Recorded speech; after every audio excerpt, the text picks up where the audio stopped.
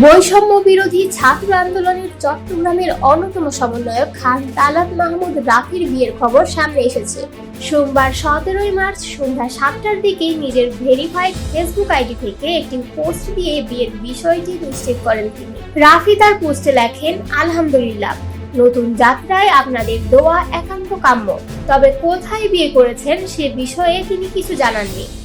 পাশাপাশি তিনি ফেসবুকে জান্নাতুল ফেরদৌস নামের একটি আইডিকে যুক্ত করে রিলেশনশিপ স্ট্যাটাস আপডেট করেন।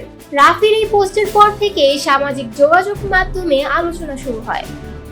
অনেকেই তাকে বরগুনায় বিয়ে করার তথ্য জানিয়ে পোস্ট করতে থাকে।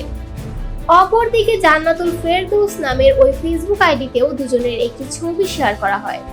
ক্যাপশনে লেখা ছিল, আলহামদুলিল্লাহ। খোঁজ নিয়ে জানা গেছে, জান্নাতুল ফেরদৌস বরগুনা সদর উপজেলার 6 নম্বর বুড়িরচর ইউনিয়নের চরকাছিয়া গাবতলা এলাকার বাসিন্দা। তার বাবা মোহাম্মদ জাকির হোসেন ও মা পূর্ব চরকাছিয়া সরকারি প্রাথমিক বিদ্যালয়ের শিক্ষক। পারিবারিক সূত্রে জানা যায়, রাফির বোন ও জান্নাতুল ফেরদৌস একসময় ঢাকায় একই কোচিং সেন্টারে পড়াশোনা করতেন। সেখান থেকেই পরিচয় ও পারিবারিক সম্মতির ভিত্তিতে তাদের বিয়ে সম্পন্ন হয়। জান্নাতুল ফেরদৌসের বাবা জানান, গত মাসের 8 তারিখ রাফির বাবার সঙ্গে আলোচনার পর বিয়ের তারিখ নির্ধারণ করা হয়। অবশেষে 17 তারিখ সন্ধ্যায় ঢাকার মোহাম্মদপুর কেন্দ্রীয় মসজিদের কাছে রাফির বোনের বাসায় আনুষ্ঠানিকভাবে তাদের বিয়ে সম্পন্ন হয়। তবে পরবর্তী আনুষ্ঠানিকতার তারিখ এখনো নির্ধারণ করা হয়নি।